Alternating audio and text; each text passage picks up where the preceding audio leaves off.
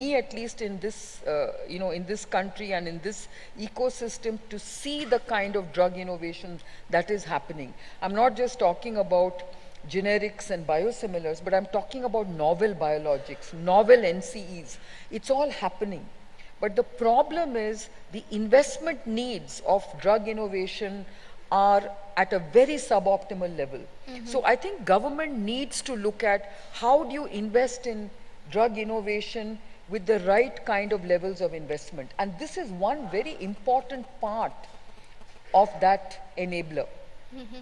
The second thing is, I think we need to create an investment cycle that supports drug innovation and the risks involved with drug innovation. We know that there is a huge risk, a failure factor. We know that not every innovation effort is going to work out. So how do you basically factor that in? And that is why I think we need to create this investment ecosystem, which I think the US has got very well. They are the ones who have actually built the whole risk profile and the risk ecosystem for investing, which has created a virtuous cycle. We are really not there yet. We are still very risk averse. We need to create that risk appetite. And the way we have to create it is to get more investments in a larger number of innovative opportunities. Now, medtech is one such opportunity where there is a lot happening. I think we need to fund those. There is drug innovation happening, we need to fund those. But who's going to play that role is the question.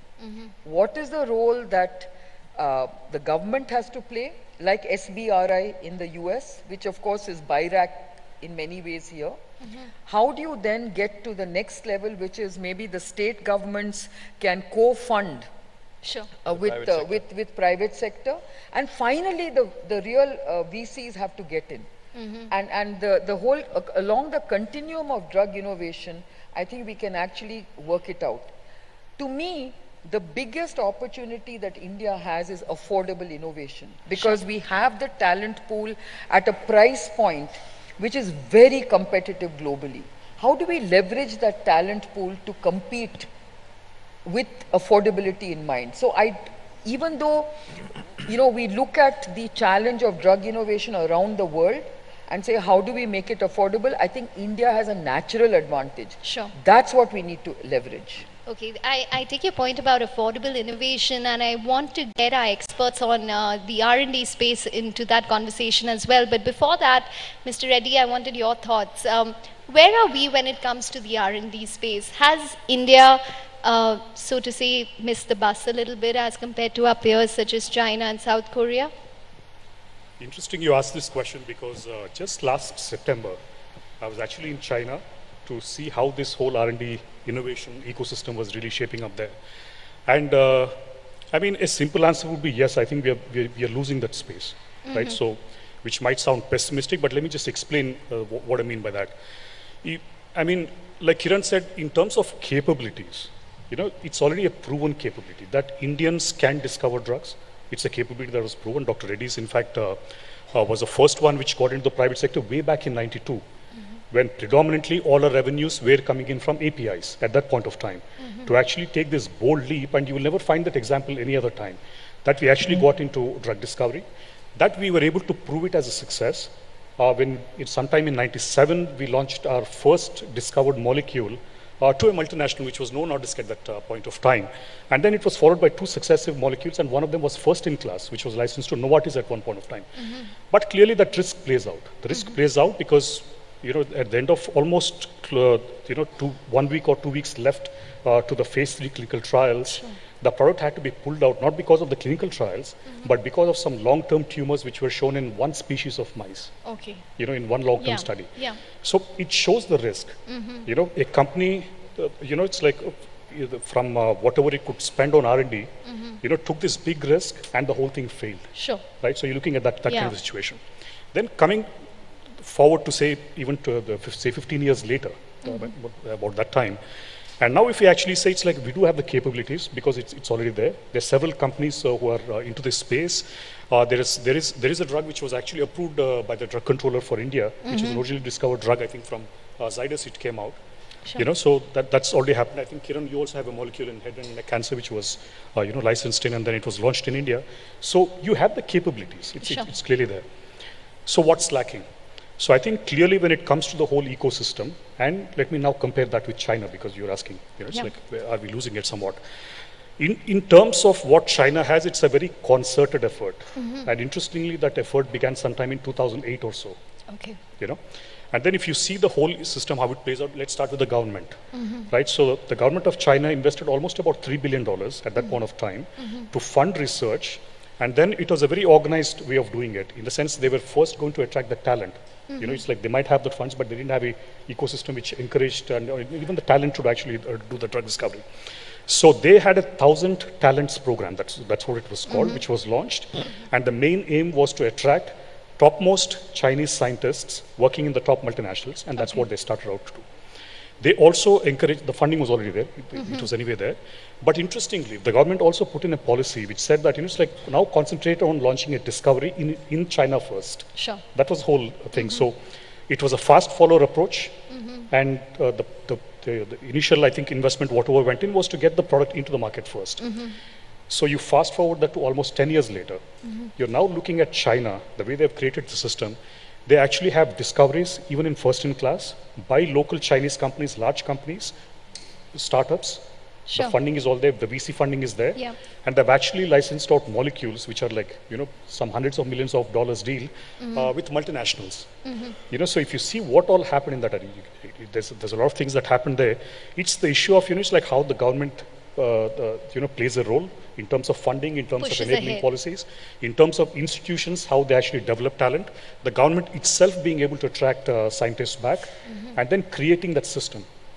So the reason why I said probably we're losing the space is, I think private enterprise is still there.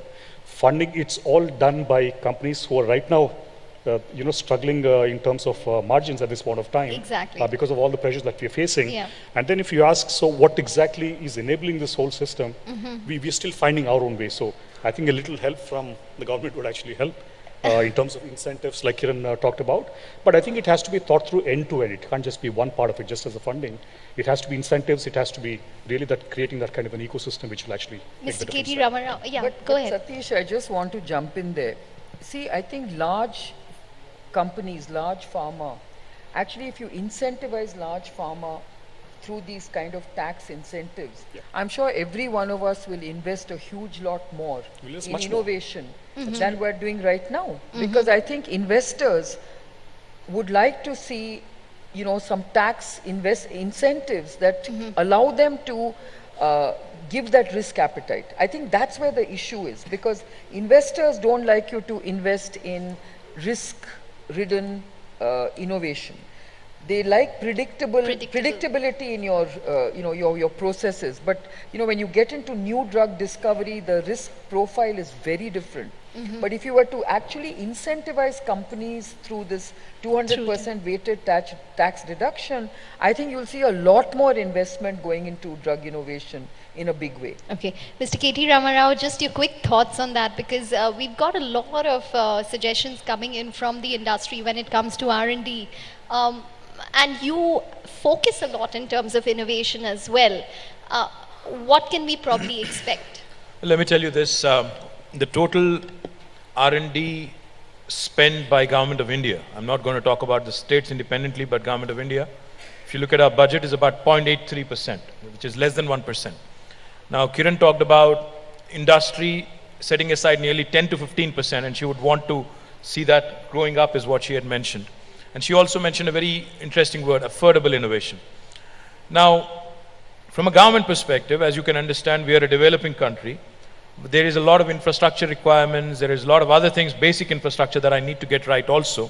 And Kiran also mentioned, and so did Satish, the fact that there is a element of risk associated with any research that goes in, any drug discovery or any medtech innovation, which could, end of the day, if we actually succeed, might help lower the cost of drugs, might help lower the cost of medical devices, might be greatly useful for the country, a developing country like India. But the fact is there is a risk associated with it. The way I see it going forward, going from 0.83% to maybe a 5% would be certainly meaningful, helping institutions like CCMB, IISC, largely state-funded, government-funded institutions to do more would be a meaningful way to look for incremental innovation. But at the same time, I think government working together with private sector and incentivizing that piece, incentivizing that piece where we work together. I think that hybrid model could be the answer. Because I would face a lot of flack. I mean, you have to put yourself in my shoes to understand this. I would face a lot of flack if I was funding Biocon and Dr. Reddy's to innovate. I would be accused of killing all the small guys. Yeah. Because obviously what they can do in terms of innovation, especially with government support, is something that a startup or a young guy cannot, or a company of smaller scale will not be able to do it.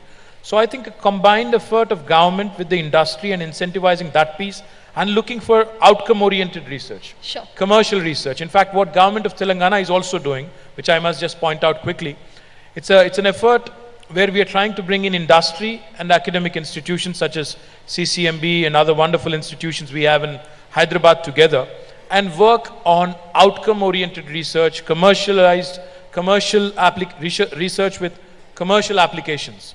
It's an effort called RICH, the Research and Innovation Circle of Hyderabad, which is headed by former Dean of ISB, the Indian School of Business, Ajit Rangnekar.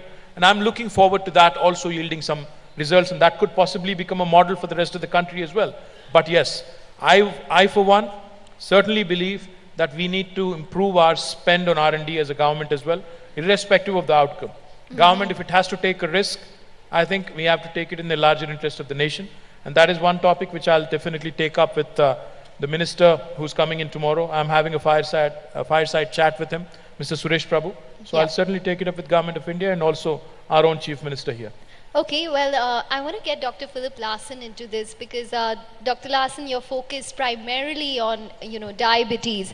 But for a developing country such as India, how important is R&D, which is specific to a developing country such as India, for our needs? Because big companies tend to focus largely also on developed countries. So your sense in terms of affordability, innovation, for a developing country such as India? Right. I just want to say that affordability for chronic disease management is not just an Indian thing. It's a global thing. And as you may be well aware of, the health access is also under complete reconstruction in the United States with the introduction of global pharma managers. You have almost tenders and formularies, you are on a list, and you're heavily sort of squeezed on the price point, which makes a lot of the multinational companies redirect their research into smaller disease entities, rare disorders, oncology. And actually, I think the Indian pharmaceutical industry, at the end of the day, can benefit from that reorganization because frugal innovation happens much better in India than it does in the United States. I tell you what Indian pharmaceutical companies can get out of their research budget compared to what we can get out of the research budget. It's uncomparable because you get way more mileage for the money here in India. And then coming back to chronic disease management, where you see a lot of the larger players are reluctant to invest more. I think India has a real opportunity here because you have the patients, you have smart people, you have lots of hospitals, you have good academic institutions. You just need to find, the secret formula bringing all of this together. And I think government can play a very important role there. We see it in Europe, where the European Union, together with the FPA, the European Pharmaceutical Association, has initiated the initiative for innovation, medicines innovation, IMI2 is really a good example. In the US, NIH has sponsored AMP, good programs where pharma pre-competitively work together with public institutions. And especially for diabetes, I mean, in India we have almost 100 million people living with diabetes. And common for these people is glucose is elevated. And that's about what is common, because it's naive to imagine that they all have elevated glucose for the same reason. And I think the Indian pharmaceutical industry, together with the academic sector, can really try to deconvolute the many different types of diabetes and come up with plans for personalized, targeted therapeutics, which at the end of the day can be either utilizing existing drugs, way better, Sure. or coming up with real new innovative medicines for those who are currently not served with existing drugs. And if you can somehow bring that innovation together, it's not just diabetes, it's hypertension, it's dyslipidemia, It's across. it's asthma, it's all of the big chronic diseases where I think India has a great opportunity, way better than smaller entities in other parts of the world. Okay. Before we close the topic on R&D, I just wanted to get some thoughts from Mr. Ray as well. You speak to multiple companies across the world. If we have to change one or two things, say in terms of regulations, to get investments coming into India vis-a-vis our peer countries, what would it be? Well, you know, I think you appropriately started with Dr. Reddy, and I think he nailed it in terms of the predictable regulatory framework. But in addition to that, I would suggest then that framework also include mechanisms by which the kinds of consortia or collaborations that we've talked about already on this panel and during the course of the day are enabled. And whether it's breaking down barriers in terms of communications between manufacturers and patients and manufacturers and payers, those kinds of models, whether it's in the context of an outcomes-based or value-based kind of model, or just by virtue of being able to inform what real patient unmet needs are. Sure. You know, it's that kind of collaboration that really creates the innovative ideas that have been coming to the fore over the last 3 to 5 years. So I think that would be probably the first thing that I would focus on. Yeah, the second, I think, again, it goes to what Minister Rao said, and creating the environments within which academia, industry, and others can actually co-locate. We've seen this time and time again with the hubs in Boston and Cambridge, a number of them that are being created. Why? Because it just makes that kind of interaction more conducive. And that leads, again, to quite a number of breakthroughs and breaks down a lot of the communication and other barriers that exist in any kind of a standard form. Okay. Mr. Javed Zia, I'm not going to ask you a question on R&D because I'm going to pick up a topic that Dr. Reddy mentioned, regulations in India. Your sales are primarily, Novartis' sales are primarily focused in India. How easy or difficult is it to work in terms of, say, the regulations in India? Because the feedback is that we don't have a continuous stability when it comes to regulations. One day it's an FTC ban, the other day it is more price control. If it's stents, it's medicines, and then we're talking about genericization of prescriptions as well. What are the challenges that you're facing? Well, I think you've pretty much summed up all the challenges there.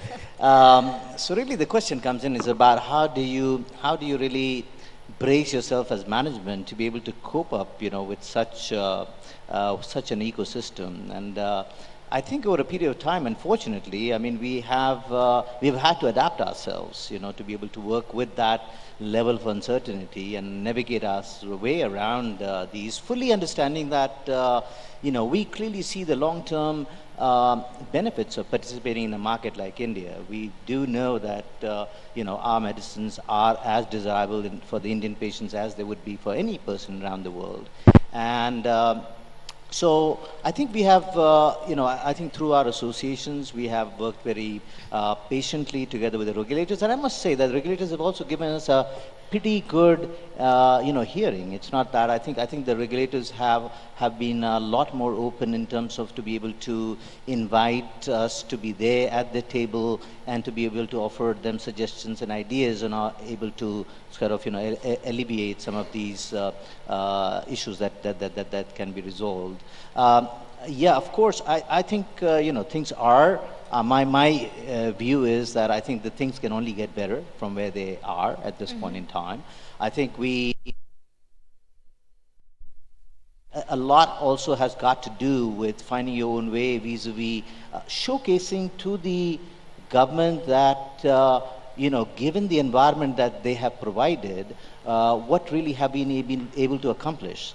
So I think that if you take a look at us in terms of, say, the investments that we have here in Hyderabad, and thanks to the minister here, in terms of the environment that he would have created in the last decade, that we have built a formidable development organization over here, in excess of 4,500 people working out of here, out of our premises out here, working on, I must tell you, on each of the leading new products of Novartis. In some way or the other is being touched upon by the hands of the people who are working out from the premises in Hyderabad. So I think we need to, I think what we have not done enough of perhaps is our ability to showcase to the government also that look at all the things that we have been able to do in this short span of time, which in other countries probably, would have taken more decades, to be able to do what we have been able to do at this point in time. But what do you want from the government? Beg your pardon? What do you want from the government? I think, again, we talked about it right now, right? I think the whole stability in the, as far as the regulations are concerned, particularly, I think, also on the area of IPR as well. I think, we need a lot more sort of I would say stability out there, so that, and predictability out there, which would allow companies to be able to come in and continue to invest in. You do not, at this point in time, just to give you an idea, in terms of, even though, say for example, patent laws are there now, and they are kind of, we are granted the patents, and the courts are also kind of, understanding the patent system a lot better. Yet at the same time, there is a complete disconnect between the federal side, or the the central government side, and the state side of the equation. The right hand sometimes may not exactly know what the left hand is doing, and therefore, so I think we just need to harmonize and stitch up some of those things, which gives a lot more coherency to the exact purpose which the governments would want to do, which is to build a better ecosystem in which research can really thrive and we can build upon. I just want to add, just use this opportunity also add about, you talked about the fact that what are we doing vis-a-vis sort of, medications or researches which are direly required in an emerging market, for example, where big pharma may not necessarily be seen to be investing per se. But I think there again, we can just tell you, and this is again messages that I would like to be passed on, is that, say for example, you take an area like malaria.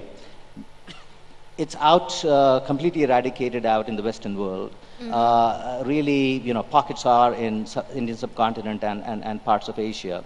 Now, Novartis is one of those companies which has got 2 leading compounds in malaria itself, which is addressing the needs of the future needs. Is undergoing phase 2 trials in Africa right now. We are also trying to make sure that we bring in those trials into India and work with the government of India to sort of accelerate the developments. And we are also committed to making sure that these sort of malaria-resistant products are able to, drug resistance sort of, strains can also be treated with these 2 molecules. And in turn, they would be available at almost, at cost basis. Okay. So those are some of the things that we are, pretty cognizant of, that while we need to take a look at developments which are, which may be associated with the Western side world, but we do take into account what is going on and needs of the market. Mr. Shaw, your thoughts, stability in the Indian market when it comes to regulation, how important is it? Well, I think in any market, predictable, stable regulations is the need of the hour. I think nobody can, debate that point. And I think, this is what I think the DCGI has been trying to do over the years. I think we have, what is very good about the DCGI now in the recent times is that they're actually engaging with industry, forming, a joint collaborative approach to coming up with new regulations. And I think this is a very, very positive development. For instance, it was great that the biosimilars guidelines was actually drawn up in a very consultative process where we wanted to look at you know, how do we come up with an abbreviated path but focusing on safety, efficacy and immunogenicity concerns. And I think we came up with a very, very good guidelines, which I'm also very pleased to see that even the US is trying to go about its own biosimilar guidelines to see how it can keep abbreviating its original, you know, pathway. So I think the whole world is definitely getting comfortable with this whole approach of how do you look at abbreviated pathways so that it makes access affordable. You know, the market access today is a big issue. I think that's very important. I just want to dwell on one point. You know, you did mention about IP, and I feel, you know, I just wanted to talk about what Mr. Zia said. I think India is now at a stage where really IP should not be a concern.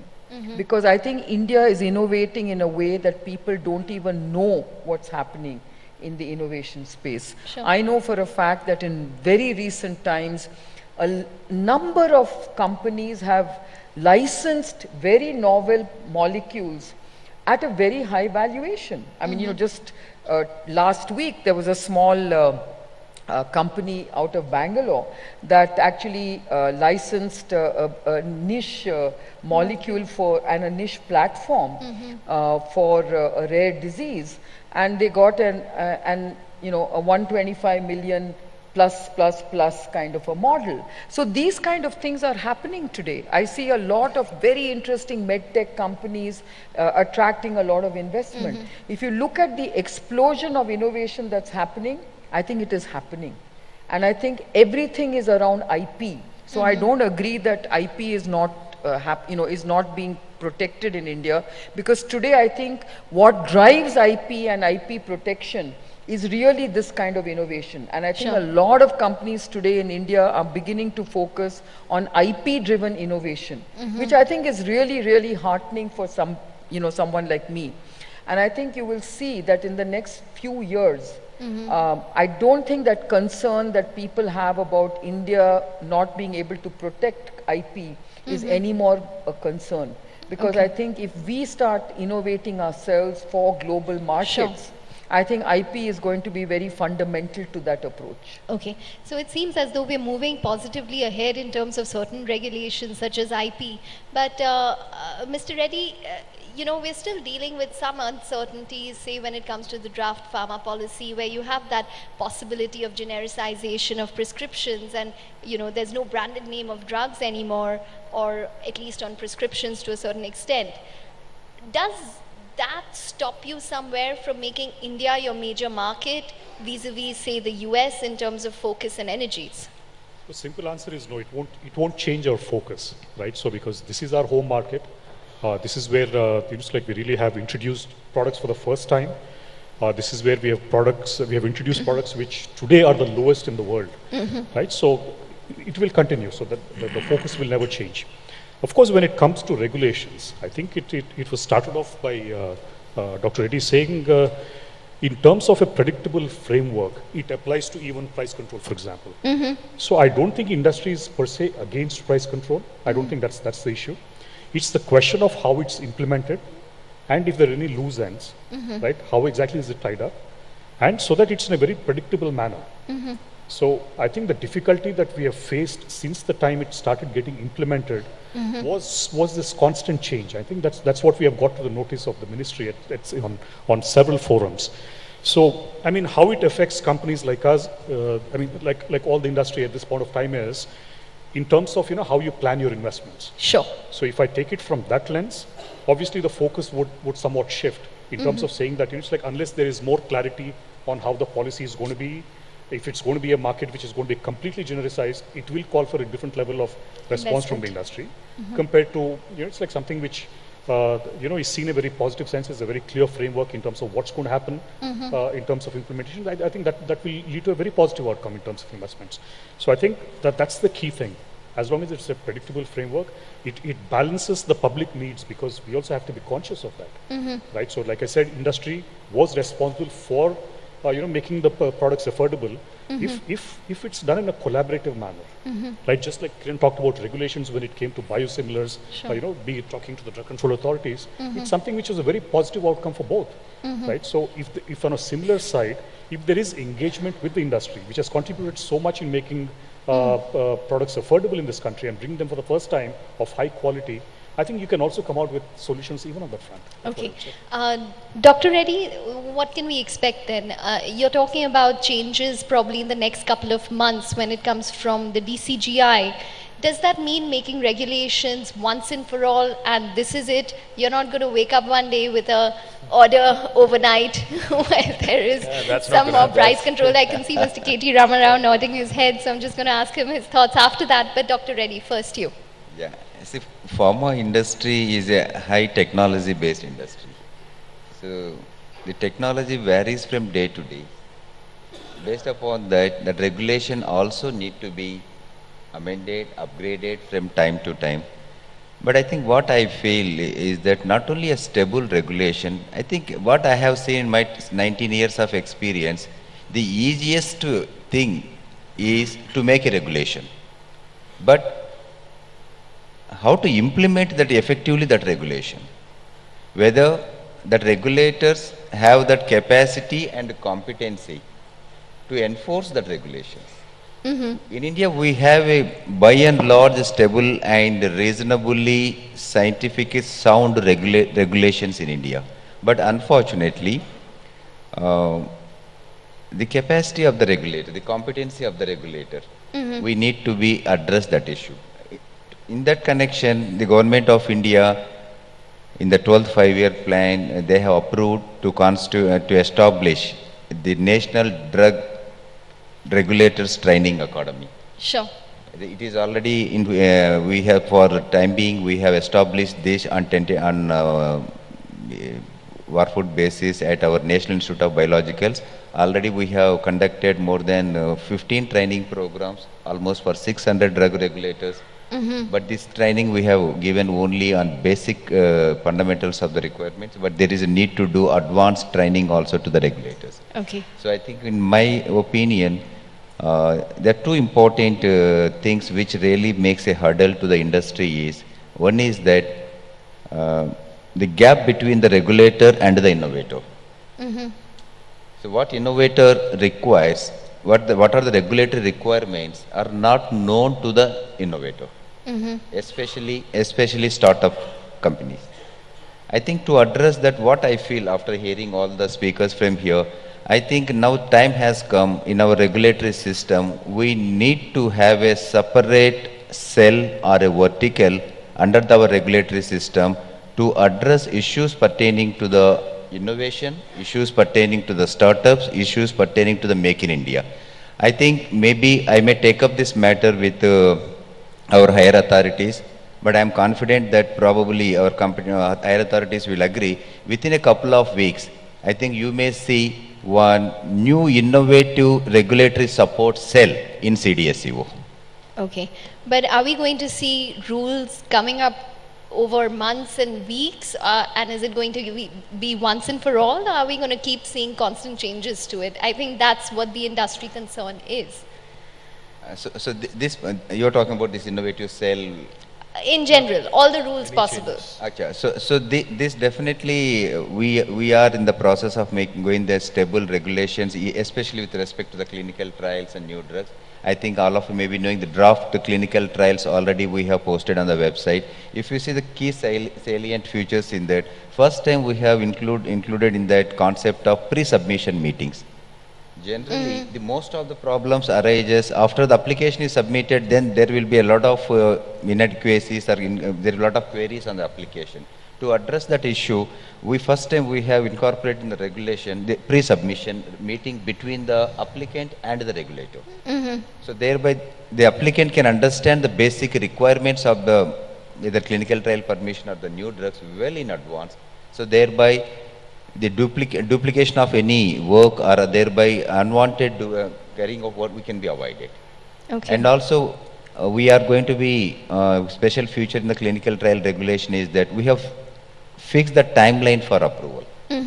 So within the timeline, that application has to be processed, failing which it is deemed considered as approved. Okay. Mr. K.T. Ramarao, you were nodding your head earlier in disagreement, I think. Well, all I was about to say was, Ekta, you have to understand, in our country, the governments and the regulators, there's no poverty of ideas. There's no dearth of ideas. But we don't have the luxury of capital. Sure. That's the problem. And we are caught in a to be or not to be kind of a moral dilemma. This is how it pans out. See, I want the research, I want the spend on R&D to go up. I think as an Indian, as a minister, as a government representative, I absolutely believe that research is a bedrock of innovation. There's no second thought about it. I want the spend to go up. But at the same time, government cannot spend it. Government does not have the luxury of capital, like I said. So therefore, I can't go beyond a certain percentage. Therefore, I want the industry to pitch in. Yes. I want the industry to increase its R&D. I know industry will have to end up spending billions of dollars in innovating a new molecule, new drug, new medtech product, etc., etc. But at the same time, I want the industry not to price it beyond a certain point. I also want control of the price point. So this is the dilemma. I want the R&D spend to increase, but I want to control the price. I can't spend as a government. I want the industry to spend, but at the same time, I want to regulate it. Now, this is where the challenge is. Unfortunately, this is a puzzle I think no government in the world has been able to crack yet. But I think it's a continuous journey where we have to have the industry, the academia, the larger, consultants such as Deloitte, Greg, who's sitting here. We need some jugaad. For those of you who don't understand jugaad, it's frugal innovation. She called it affordable innovation. I'm going a step ahead, calling it jugaad and, frugal innovation. Really is. I think many governments across the world, especially in developing countries, have not been able to crack this very, very difficult dilemma. India as a country has been able to give a lot to the world in terms of wonderful drugs and wonderful vaccines that have been produced here. So hopefully we'll come out with some jugaad formula with, smart people like Kiran and Javed and Satish, of course, my dear friend. We could possibly come out with some model which just might help us and also help Mr. Reddy here, who does not want to commit to a lot of things right now because, it's a very dynamic field. Yeah. That's why I was nodding in disagreement because this field is evolving so quickly, so rapidly, that you cannot expect policy stability or a regulatory framework which is frozen and set in stone for the next 10 years or 5 years. That's never going to happen. It's not going to happen. Yeah, constant change, but I think there's some amount of stability that which will allow investment to come into India continuously. Absolutely. But Mr. Ray, I wanted your thoughts about the genericization of prescriptions, which could be something that the Indian market could eventually move towards. I think that is the eventual plan. In order to do that, and what you've seen in other markets which do have genericization of prescriptions, there has to be some compliance quality which needs to exist for that to happen. Do you think India is ready for that? I think it is, and here's why. I mean, we've been talking about innovation, in the discovery side, but there's innovation on the process side, on the manufacturing side, on how to use cognitive technologies to improve manufacturing quality, for example. So all of those components within which what we refer to as the industrialization of life sciences, I think lends itself to a much more cost-effective process overall. And so whether it's manufacturing generics or branded or biosimilars or biologics, it really at that point doesn't matter if there's a consistent application of some of these transformative technologies, be it digital, be it again advanced analytics. These are the tools that are really making a difference in terms of the overall cost of the entire drug development continuum. So I absolutely think, given that that's a strength of India and the resources here, that's absolutely something that can be continued to be harnessed and leveraged, and for that reason, I think it is ready. Okay, Ms. Shaw, what about you? Do you think that India should? When can India move towards genericization? So right now, I don't think we're quite ready. I don't think we're quite there yet because I think there is a huge difference between compliance standards of all the pharmaceutical companies. So there are many companies that are highly compliant, many companies that are not quite there yet. So I think when we get to that point, and like Dr. Reddy also mentioned, that he needs to build capacity in order to make sure that the regulations are implemented effectively. And I think that's what he spoke about, saying that he needs that capacity building. He needs regulators to be trained to a certain level where they can actually make sure that all the companies are at a level playing field, that the compliance standards are at that same level. Once you're there, then you can actually talk about this genericization that you talked about, where you don't use branded formulations but you use generic names. Right now, I don't think we're there. Okay. Mr. Zia, what about your experience in the Indian market, say when it comes to compliance for Indian manufacturing of drugs? Yeah, no, I think, as far as we have, for example, as Novartis, we would have manufacturings both of our own, and as well as we do take on contract manufacturing with other leading Indian manufacturers. And we basically apply a singular sort of, yardstick as far as quality is concerned. Every time, whatever sort of quality benchmarks and audits and requirements that are that we would subject our plant to, exactly the same kind of scrutiny is given to when we select out any manufacturer who would be manufacturing for us. So we actually have two dedicated organizations. In fact, one would be simply looking after the internal manufacturing of our own plants, and then there would be a completely dedicated organization structure, including quality folks, which are just completely dedicated towards looking and following up and working with the other contract manufacturers to ensure that the quality is maintained. And I must tell you that there are around India, and I think it was just mentioned by Kiran, that there are people with various degrees of let's say standards there at their market. So it's really a question of who you choose to work with, And we are very clear how we want to work with, and if those companies don't fit with our needs and our standards, we would not approach them at all. Yeah. Okay.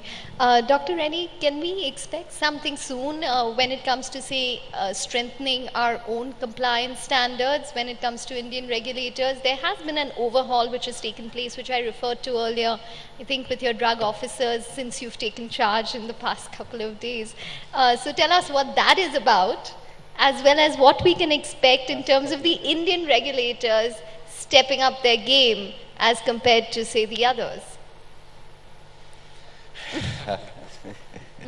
Go easy on the guy. He's only been there for 2 days, man. Come on.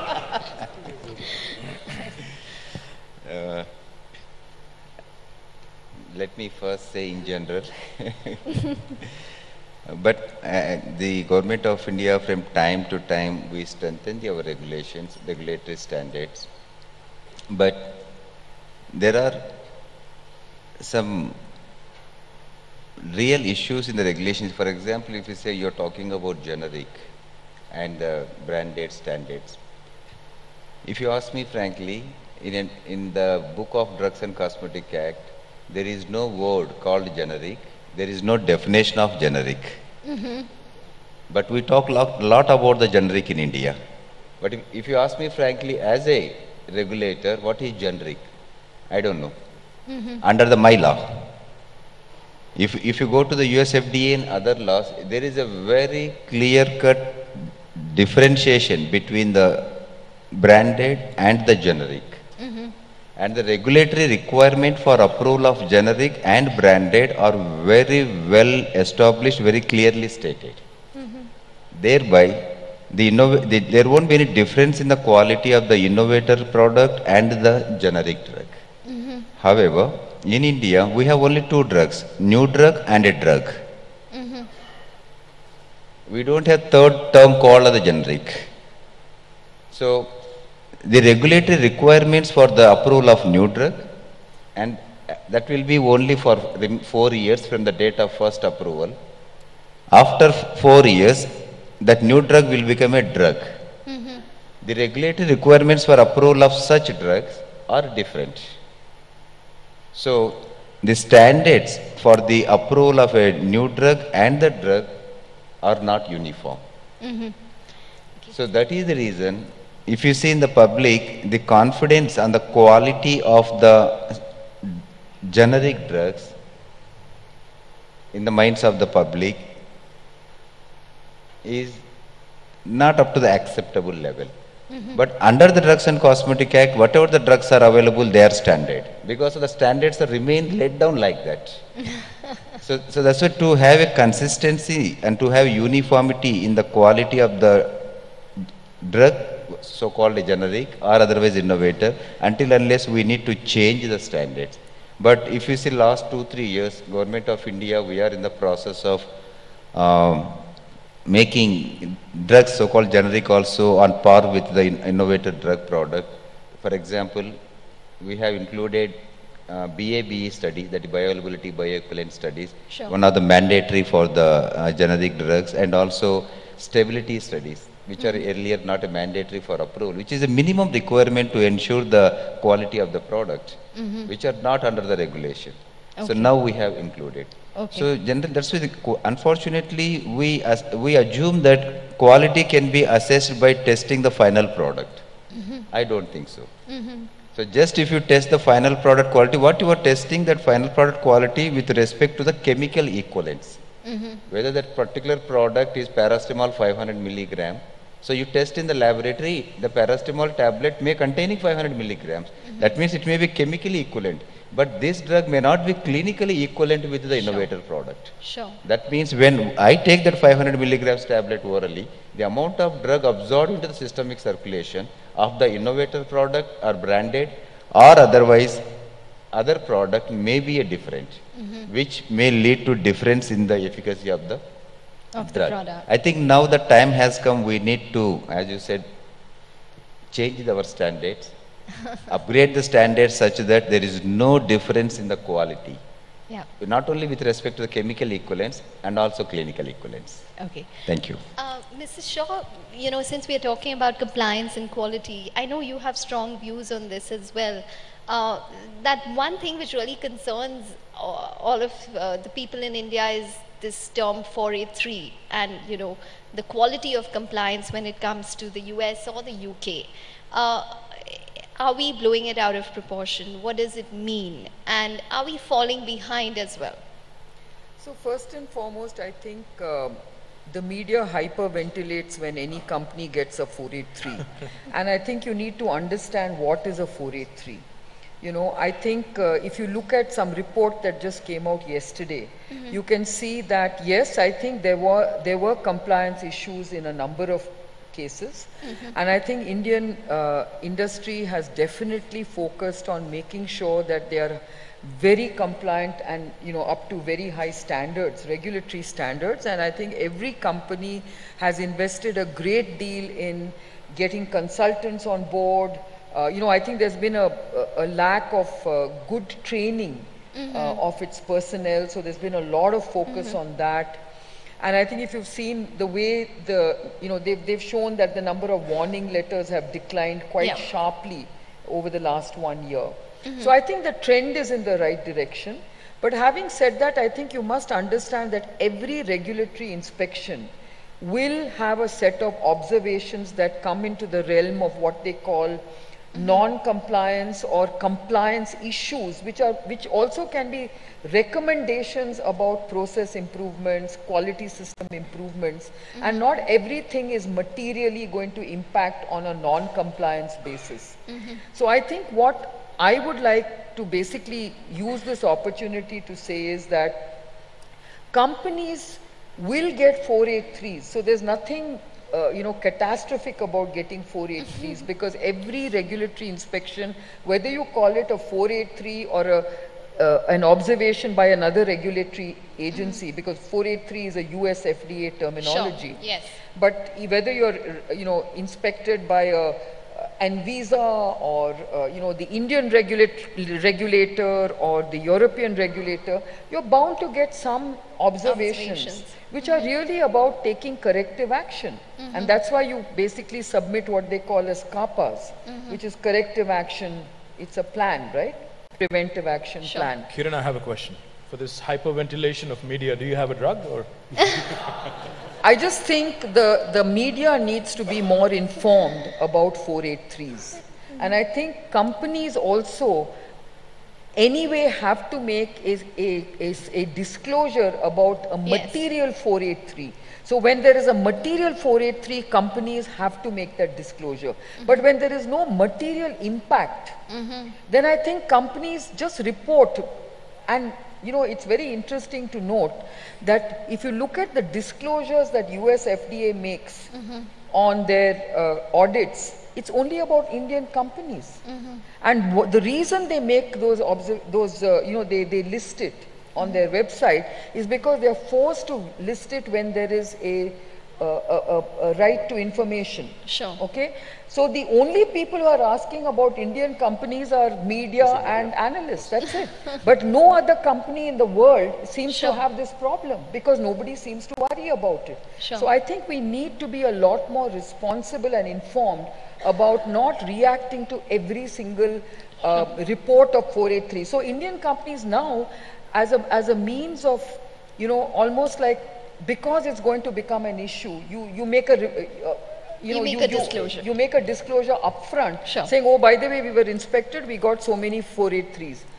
And I think we need to differentiate between routine 483s and material 483s. Mr. Reddy, you know, but do you think that Ms. Shaw mentioned training of workforce, and this is something that I had spoken to Mr. K.T. Ramarao about earlier as well. Everyone has emphasized that, you know, maybe it's a bit of a cultural problem that India has faced as well in terms of compliance. Are we better? Are we over the training hump? Where do we stand? No, it's a journey, right? So let me put it this way. It's not a cultural issue, right? So I think the culture part of it, you're talking about one of the metrics which the US FDA has put, which is also about quality culture. Maybe you're coming from that. So I don't think that's really the issue. Specifically when it comes to, you know, this whole training and everything else, it's a whole big subject by itself. But just to say a few things about it, if you see the growth in the industry itself, right, in terms of the number of US FDA plants which are approved, it's the highest in the world at this point of time, outside the US, right? And then if you actually see the volume of the production and the generics which are going to the US, I think the last study says that, you know, almost 35–40% of the generics in terms of volumes are from Indian companies. Sure. You know, so all this happened in the last, say, 10 years, right? So it's been an explosive growth in terms of number of companies who are into this game, in terms of, you know, the new plants that have come up. And if you ask me, have really the skills, you know, to deal with this kind of higher level of regulatory authorities, have they really gone up in tandem? They have not, right? So that's something which needs a lot of focus. It needs a lot of focus from the way I think Dr. Reddy has also talked about, you know, the drug regulatory system within India takes place. Sure. Right. That's something. There's been a collaborative effort with. We were just talking about it. That the US FDA also collaborated in terms of, you know, imparting training, you know, about what kind of standards they expect. Sure. Right, to our Indian regulators. I think that's been an ongoing dialogue which took place, and that's really yielded a lot of results. Not just the only thing, but even from the Indian regulatory system itself, in terms of you know, upgrading the standards, is a tremendous progress in terms of what has happened. But then when you go to and down and then actually say, do industries have the necessary skill for workforce, also keeping in tune with the requirements of what the US requires? It's still a journey. It's still a right? journey. So there's much more things that need to be done there. Okay, so before we you know, open up the forum for questions from the audience, I just want to get a couple of thoughts in from each panelist. Mr. Ray, let me start with you. Say if we were to have this conversation 1 year down the line, you know, the same forum, BioAsia, next year, what is the one change that you'd probably want to see implemented over the next 1 year? Or what do you think is probably one of the bigger opportunities which is emerging over the next 12 months as well? A year's not a long time, for starters. And the kinds of changes we're discussing are typically you know, a longer term. So I think there's got to be a dose of realism in terms of what's actually possible. You know, that being said, again, I think some of these collaborations, the kind of nurturing of those, that can happen because it doesn't necessarily require any kind of legislative change or structural change. So to the extent that that can be promoted, whether it's by virtue of visibility into the academic project pipeline, making it easier for manufacturers to work with the broader ecosystem, whether it's a change in attitude in terms of what collaboration actually means. I think those are possible in a shorter term versus some of these other aspects that we've been talking about. Okay. Dr. Philip Larsen, this conversation has been largely about India today and Right. India specific.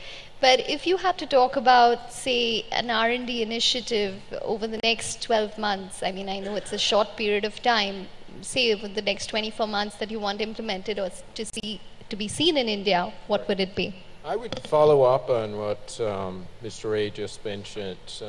Create a framework where the public sector and the industry can meet. It's about professionalizing, especially the universities, to have qualified tech transfer, to understand what it takes to implement and commercialize innovation. I think India has a lot to learn there. It is also about increasing awareness and appetite for the capital sector, especially the risk capital sector, to invest in life sciences. I don't think India risk capital is really sufficiently focused on life science. They need to engage in that and understand that there are long-term goals and there are short-term gains. And I think that awareness is created by general pressure from the public sector, from the ministries, but it's also from the pharmaceutical sector, educating the investors that there's actually a big return to gain there. Going to some of the innovation hubs around the world where things are actually happening, and training people to understand that it is possible to actually capitalize innovation in life science. Okay, and in specific for diabetes? I don't think it's sort of specifically for diabetes, but I think, as I alluded to earlier, I think India has a unique opportunity to really deconvolute the many millions of people living with diabetes and translate, the medical learnings from these patients into new therapeutic opportunities. And I think it's an underutilized resource.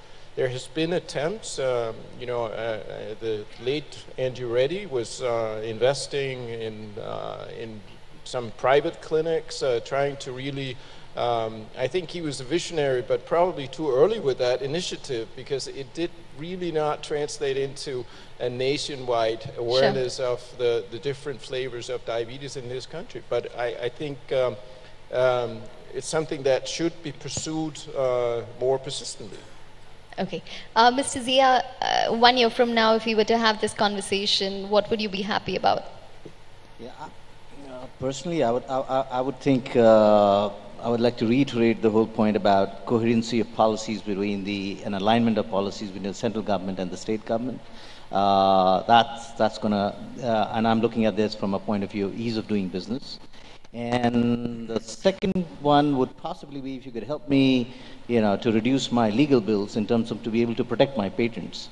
Because while we are able to protect our patents, trust me, I mean, for one of my molecules, I've got 42 injunctions in place to be able to protect the innovation. Sure. And that's really what, so while the law gives you that, and the patent is given out to you, but the sheer cost of trying to protect it, I would rather invest that money towards exactly what we were talking about, research and development. Okay, we're short 12 months down the line. If you had to talk about one opportunity emerging or, to be glad about something, what would it be? Well, since we are here in BioAsia and we are in Telangana, I would really like to see Telangana be, investing much more in R&D and really investing much more in risk capital. Okay, Mr. Reddy? 1 year down the line, if we were, meeting at the same forum, what would you probably laud about or be happy about? Okay. So clearly, just on the thread of innovation, right, right? So I kept talking about, not just the innovation part of it, but the whole ecosystem.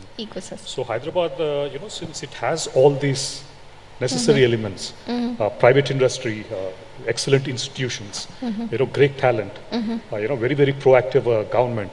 So if it all ties up and, under the auspices of Rich, I see Ajit in the audience here. So if there is a way that there is a collaboration that happens and then you actually up the quality of research that takes place here, I would be very, very happy to see some result out of that. Yeah. Mr. KT Ramarao, I'm not going to give you the last word today, but I'm going to ask you now. 1 year down the line, what do you think would be the focus of your, implementation? Well, Ekta, the take-home message for me, and in fact, I have a chat scheduled with Union Minister tomorrow morning. So, the take-home message, especially from the industry here, is that the policy has to be consultative. The policy, whatever we evolve, especially with new pharma policy being unveiled, it has to be consultative in nature. And the regulatory framework has to be predictable, at least for the short term, if not for the longest of terms, at least so that the businesses can continue to do their thing. And a collaborative model of research and innovation, because once again, I can't reiterate this enough. In a country like India, we can't really afford as a government to be spending on anything which has got an element of risk associated with it, because I'm answerable to my exchequer. So therefore, a consultative approach, a collaborative approach on research and development. And going back to Zia's point about IP and protection and ensuring that you have it easy when it comes to protecting your IP that you've created. I think a combination of all these, and finally, again, going back to what Satish and Kiran and I think everybody else on the panel said, innovation with an outcome focus, but which is affordable or frugal. I think in a consultative, collaborative model, I think that would really be the answer to a lot of things that we've discussed all night today. Okay. Dr. Reddy, I'm sure you're going to be busy over the next 1 year. Tell us about, what your preliminary agenda, whatever you might have thought of. I know it's just 3 days in, but your preliminary agenda as of now, and we'll open it up then. Yeah, I think as I said earlier, we as a regulator to promote innovation in India and also to promote startups in India, we ensure that we will set up innovative promotion cell in our regulatory system with a dedicated technical manpower in that. And also I'll ensure that that cell, personally myself, I will head that cell, because of it is one of the most important requirement at present. What I think everybody is saying that regulations are generally hurdle for any growth of industry or making innovation in India. I think let me see first, myself I will head this cell, what the best possible solutions at the earliest we will solve that issues, and we will also come up with pre-submission meetings, as I said, even for those who are startup companies where they have regulatory issues or concerns, we will have pre-meetings to address their problems. Are you also going to define generic, the word generic? I think you have to, because you scared a lot of people in the room when you said there is only a drug and a new drug, and we don't really recognize the generic. That's as such, there is no definition of the word generic under the Drugs and Cosmetic Act and rules, but everybody talks a lot about the generics. I'm sure you're going to be answering a lot of questions today after the forum as well. But Dr. Reddy, I'm going to leave it on that note, and thank you to all our panelists. I'm going to open it up for questions because I know there are lots of them. Yes, if we could start with... Good evening. Good evening. Thanks for a great panel discussion. My name is Vaidheesh. I represent GSK and also president of OPPI. I have two questions. One is the predicament. The other one is perspective from Honorable Minister. One predicament. The predictable question to me and unpredictable one to the drug controller? Go for it. Choice is yours. All right, go for it. So The first and foremost, from a risk syndication, as an example, as an organization, we took a decision to spend about 100 million pounds in the manufacturing facility. And after having taken the decision, very frequently there are changes, and the financial model has changed considerably. And this money had a better utilization somewhere else, could have got a better return, right? But nevertheless, the fact is that the business has risk. So we deal with the risk. Now, when it comes down to perspective from you, you have been a great supporter of innovation and Genome Valley 4.0 that you talked about. Can you give the perspective on how do you plan to manage risk syndication? Because the risk versus reward in innovation, drug discovery is very, very high risk, likely to get a better return. Do you have any model for encouraging investors to come in and so that this becomes successful in terms of drug innovation, so that people don't repent after having spent that money with frequent change of policies, but so you encourage more people to come and invest in your Genome Valley? Is that a question to me or Kiran or to me? Okay. I'll tell you what, in fact, yesterday, if you were there at the event, the inaugural, I had also announced that we are setting up a life sciences fund. And we would be investing about 1,000 crores. And this would be a co-investment of the government. So in the whole risk versus reward question that you raised with respect to innovation, especially with respect to Genome Valley 2.0 that I've talked about, government in fact will, as Kiran has put it, will invest capital, ensuring that more innovation is encouraged, more innovation is nurtured. And the incubating space that I talked about, the incubator I talked about yesterday, will focus on new technologies, new areas, so that all the newer areas and all the newer developments across the world are also encouraged. But the risk versus reward, again, goes back to the same old thing. In startups, because of T-Hub and otherwise I've been involved for the last 2.5 years, I've realized that there is more than 90% of failure chances. You have to be ready to take that element of risk, because obviously without that you will not be able to come out with anything that is creative or innovative. So at best what we can do as a government is give you that conducive environment for you to be able to go to a common facility where you don't have to create all the infrastructure by yourself to scale up. The second thing I can tell you is all the IP you create, we will ensure that you will have it for yourself and you'll not end up like Zia did in about 42 injunctions or anything. So broadly, I think we'll make it far more easier for you to do business in a state like Telangana and for you to scale up quickly as well. But beyond that, the risk element of it is going to be there. We cannot completely negate it by any means. We have to take that element of risk to be able to get a proper reward. You had an unpredictable question as well, or was that it? Thank you. We have, yeah, the gentleman with the yellow tie.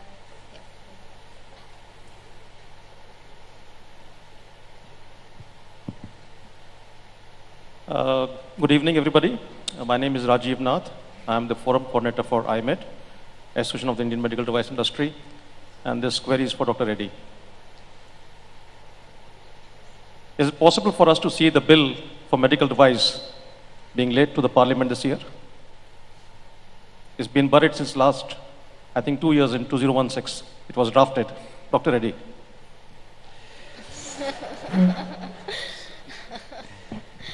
So that your question pertains to medical device bill? Medical devices bill, yes. We've been waiting for the last 14 years for that law to come forward. And the last time there was a draft made was in 2016. The draft has not been discussed with the industry. So I think before the bill, first we should be thankful to the government of India. We have come up with medical device rules 2017. We are in the process of having separate medical device regulation bill, which was already discussed with the industry at the time of making the medical device rules 2017. But as a regulator, we can give technical support, requirements to the government. But at the end of the day, it is up to the government and also the political will of the government to take up that bill at the earliest to the cabinet and to the parliament to pass it in the parliament? Let me answer that for you, sir. In fact, the minister is here tomorrow, so I'll take up this question on your behalf with him. We'll ask him to push it through Parliament as soon as possible, and also possibly get the industry input before before the final draft is submitted to the cabinet or to the Parliament. I think that's what you're looking for, isn't it? Yes, thank you, sir. Normally, industry will be awarding regulations, but in devices, we've been asking for regulations. Yes, yes, I understand. Okay, we'll take one more question now. The gentleman in the front seat. Yeah. Kiran, you talked about the R&D incentive to go up to 200%. At this point of time, other than a long-term capital gain exemption for investment in certain funds for startup, there is no incentive for the individual to invest in startups. I have sitting next to me gentlemen with very deep pockets. I mean, consider the amount of money you will be able to unlock if you incentivize the ability of these gentlemen to invest in startups. Take, to begin with, only enterprises which BioAsia has invested. They've gone through the BioAsia due diligence. Tomorrow, there will be a flood of investments from these gentlemen, I'm sure, into such investments where no such incentive exists today. No, absolutely, Utkarsh. I completely agree with you. I think if you want to see innovation in an exponential way, then you must get into incentivizing angel investment and other kinds of investing in the startup ecosystem. So I completely agree with you. And, I again go back to the fact that you need to also incentivize, large innovation as well through other kind of incentive schemes. And as you know, even in the weighted average tax deduction that we are allowed, we cannot claim so much of what actually encompasses innovation. For instance, you cannot take the cost of clinical trials, you cannot take the cost of, filing IP overseas and so on and so forth. I think all this needs to be a part of that weighted average tax deduction. Right now, it's a very, very small component. So even if you have 150% or 200%, you're actually only capturing about maybe 20 or 25% of the overall R&D investment. I think all these anomalies have to be corrected. Okay, I think I'm getting an indication to probably close the session now. So I'm sorry, no more questions unless we can take one more, Shakti. Okay, so one more. Let's take one from the lady.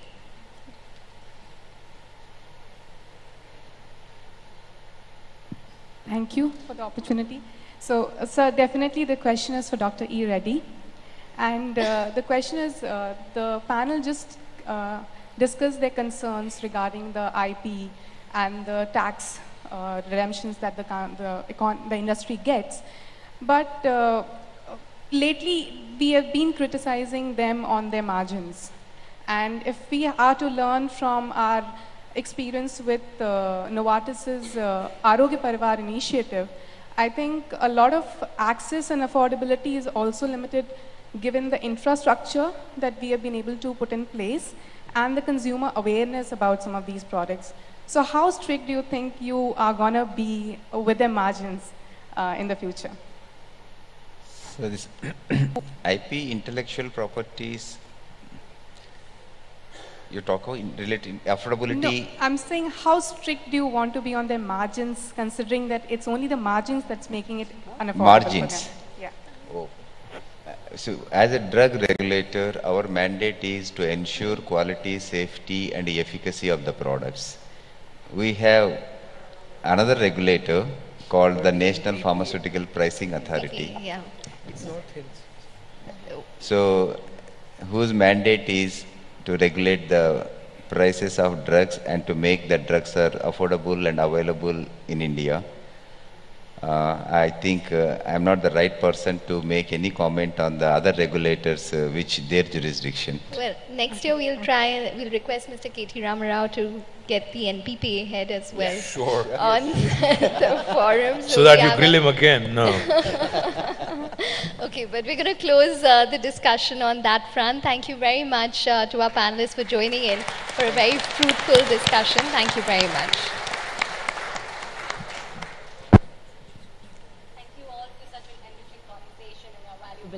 insights.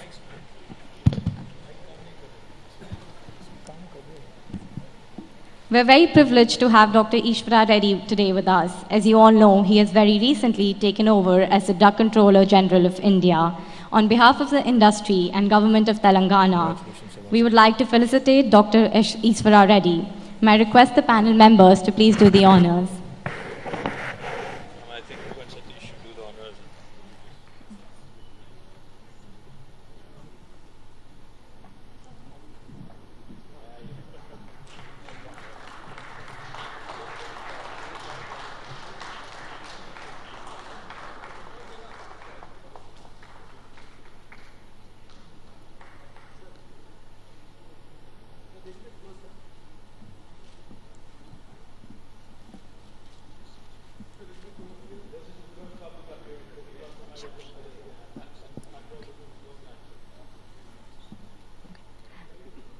I would like to now invite Mr. Shakti Nagapan, Director Life Sciences, Government of Telangana, to present a token of appreciation to all the panel members.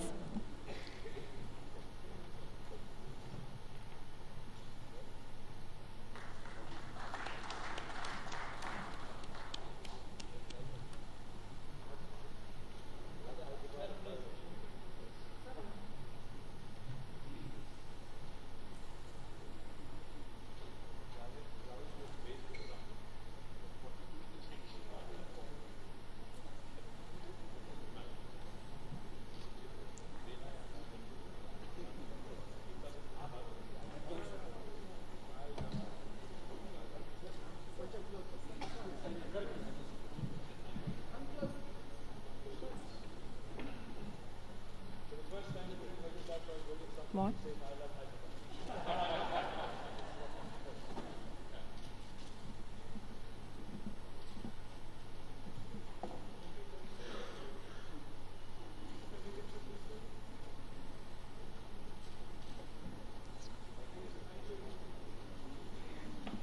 I have a small announcement for everybody. Mr. Suresh Prabhu, Honorable Minister of Commerce and Industry, will be giving a keynote address and also participating in a fireside chat tomorrow with Mr. KT Ramarao at 10 a.m. We request you all to please be seated by 9:30 a.m. tomorrow. Thank you.